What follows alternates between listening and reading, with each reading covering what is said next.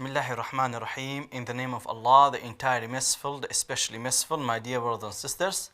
Alhamdulillah, this is a new group of lectures on jurisprudence, the fiqh, i.e. the rules and regulation that is required to be known by the Muslim. We are stopped in the Kitab al-Hajj, the book of Hajj, performing Hajj, the duty of Hajj. And when we speak about the Hajj, we mean as well the Umrah as well. What we say to all about Hajj, it is for the Umrah as well. But the thing is that when the ulama says Kitab al-Hajj, when they only mention Hajj and not Umrah, because Umrah is inside there as well. Because Hajj is the big circle and Umrah is a small circle. So that's why the big circle takes over the smaller circles, and that is the Umrah. Now, Sheikh says the shurut wujub al-Hajj, the conditions, under which conditions are the Hajj are duty on you. It means that if you have these conditions in you, then it is a duty on you to do Hajj. But if not, then it's no duty on you, which we will come to as well. Al-Islam, when you're Muslim. So this is the first thing. It says, وَشَرَائِةُ الْوُجُوبِ الْحَجِّ سَبْعَةٌ. It is the 7 conditions that we must know that is duty, the conditions of Hajj. Islam, you have to be Muslim. Wal-bulugh, you have to be growing. Wal-aqlu, and your mindset is not is correct, i.e. you are not ill. You do not have any you are not illness, sorry, you do not have any والبلوغ is sorry, al-aql, you do not have any mental illnesses, i.e. you are not crazy, or you have not lost your mind, i.e. the mental illness. Wal-hurriya, and you are free, you are not slave. You are hurriya, and you are not slave. And also wujud al-rahila, and i.e. that you should have a rahila, which means the old days they had the horse and the camels or donkeys that they would use to go to Mecca and come back with it. And nowadays we could say have the ability to pay the ticket of the airline, the ticket for going to Mecca and coming back. Nowadays is a ticket for sure. Wazad, i.e. the money that you eat. You should have the enough money for yourself while you're in Mecca, while you're going to eat. And also the money that you leave behind for your family as well, when you go in that period of the time. وَالتَّخْلِيَةُ الطَّرِيقِ, i.e. the way that you go is a safe. I.e. the road, if you're going by the land, is a safe. The airline is a safe. It is a safe, and it is possible for you to travel by this way. In some places they go by sea, ships, and it's not safe in some places. So that's why for them is not duty. It will not become a duty on them because it is not safe. So if the way that you're going by, it is not safe, then it's not duty on you. وَإِمْكَانِ الْمَسِيرِ, and this is important thing, and that is that you are able to go in that period of time. For example, the Hajj is on 5th of May, and your ticket is on 5th of May.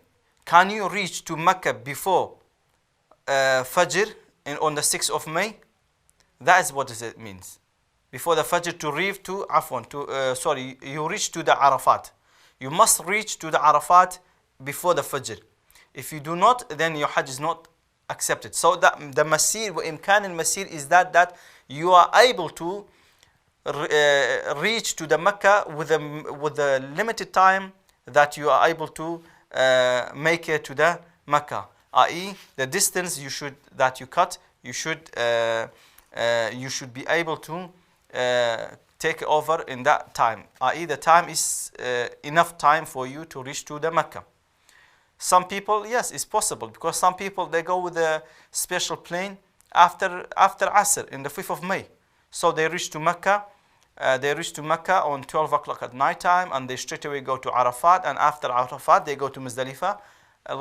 Some people, some rich people, they do, some government people, some VIP. So that's acceptable. There's no problem with that. Yes, there is some sunnahs that we will come to it. Anyway, is it possible? Yes, it is possible. So those are the conditions in you, that if it is in you, then the Hajj is duty on you. But what if, for example, a child, he did a Hajj. For example, he's 10 years old, or let's say 7 years old, he did a Hajj with his father. 6 years old or 8 years old, he did a Hajj with his father. 8 years old, he did a Hajj with his father. And in the first Hajj, we say this Hajj is written for him as a reward, and is good for him. It is rewarded. He will be rewarded. Okay? He will be rewarded for Hajj. But when he grows, he must do another Hajj. He must do another Hajj because that Hajj is Sunnah. Okay? It's not the duty Hajj. It's not the Islamic Hajj, the main Hajj. It will be written for him as a Hajj. But it's not the duty Hajj that he will not be asked again to do so. So if a child, he did a Hajj when he is 8 years old, when he grows, then he has to do Hajj again after he grows, and it is not counted for him as a Hajj of Islam. The same thing for Umrah. Same thing for Umrah on this conditions that we said, as well as that the Umrah, you should, if you go for Umrah, some of this stuff is not to do with the Umrah, but we say as well, the Islam, being Muslim, you're growing, you do not have any mental illnesses. Those are we should be considering in those times on the conditions that some scholars, they say the Umrah is wajib as well. Those are the conditions of the Umrah that is duty on us. We will speak about some rules and regulations, the duties and other things in the book. And then later on, when we finish all of that, we will go back and we will do the small Hajj together, step by step. But let's just understand first what is duty on us and all other things, then we will do everything together. And Sheikh says, وَأَرْكَانُ الْحَجِّ خَمْسَةُ. The pillar of the Hajj is 5 things. There are 5 things are the pillar of Hajj we must be aware of. Al-Ihramu, i.e. Ihram. Ihram means here that the intention that you go into the Ihram, which we will come to it. We say لبيك اللهم عمرة, لبيك اللهم حجا, and also you wear the white clothes and all of that. One niyyah is the intention in your heart, as well as the intention. Between them are similarity, and there are different things in that between them. The ihram is that the niyyah that you said, labbaik Allahumma, and the niyyah is that you have the intention of to do the Hajj. And also والوقوف بعرفة, and standing in Arafah day, you reach to the Arafah. If you do not do Arafah, then your Hajj is not accepted. Even if you do all the other things, you have to do it. And also والطواف بالبيت, and going around the Kaaba, والسعي بين الصفا والمروة, and also coming and going between Safa and Marwa, the 2 mountains. There are 2 mountains that you have to start from Safa and Marwa. You start from Safa and you go to Marwa, that's 1. And from Marwa to Safa, that's 2. So that's how we count it. It's a 7th time, which we will come to it as well. Safa wal Marwa. And also حلق الشعر أو تقصيره. Al-Shaykh, he didn't mention that. And this is something that we must be aware of. That is shaving your hair, the hair of your head, or shorten it. One of those 2 that you must do for Hajj and for Umrah. So those are the pillars of Hajj that you must be aware of. Same thing for Umrah as well, the Ihram and Niyyah, and Tawaf, going around the Kaaba, and also running between the two mountains, Safa and Marwa, and also the shaving your head, or shorten it, the hair of your head, and that is the pillars of the Umrah as well. The main thing is we need to be aware of that some brothers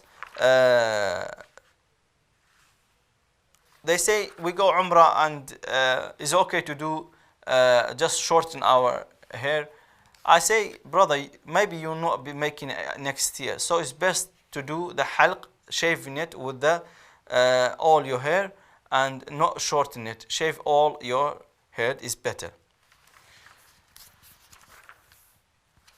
Now, Sheikh says wajibatul hajj. The thing is, they are both duties, okay? But the thing is that the rukun, the rukun is the pillar.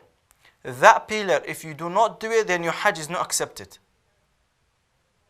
And you must go back and do it, which we will come to later on. But the wajibat is a duty as well. They are the duties, not the pillar. They are the duties. But those duties, which we will come to later on, if you do not do one of them, there are things that you have to do because you did not do it. So what are those duties that is on us while we're doing Hajj? We know the pillar, now we need to know the duties. وَالْوَاجِبَاتُ الْحَجِّ غَيْرُ الْأَرْكَانِ ثَلَاثَةُ. The duties of Hajj, other than the pillars, are three things. Al-Ihram min al-Miqat. So what is the difference between them? This one is that when you wear the clothes, is the white top and bottom two clothes that you wear. وَالرَّمِي الْجِمَارُ الثَّلَاثَةِ. So when you wear them, you must wear them. If you do not wear them, then there are things that you have to do. So the white clothing that you wear from the two white clothes, one of them for the top and another one for the bottom. وَالرَّمِي الْجِمَارُ الثَّلَاثَةِ وَالْحَلْقُ. And also the throwing stones to the devil in the day of the Hajj, and the first day, the Eid day, and the second and the third day, and also if you stay for the fourth day, you have to do it as well. And the Sheikh says, وَالْحَلْقُ, i.e.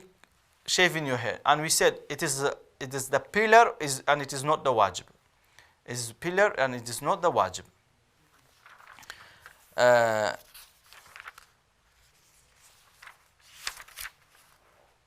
And same thing for the Umrah. We must be aware of that you should and you must wear the clothing in the miqat,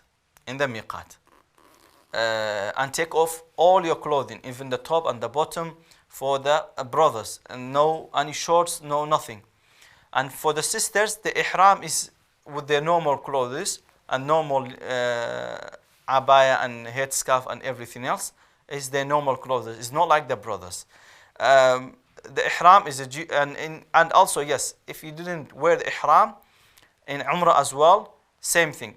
Whether you go back and wear it, or the same thing, that there are things that you have to do because you did not wear the ihram while you should be wearing it in a specific place.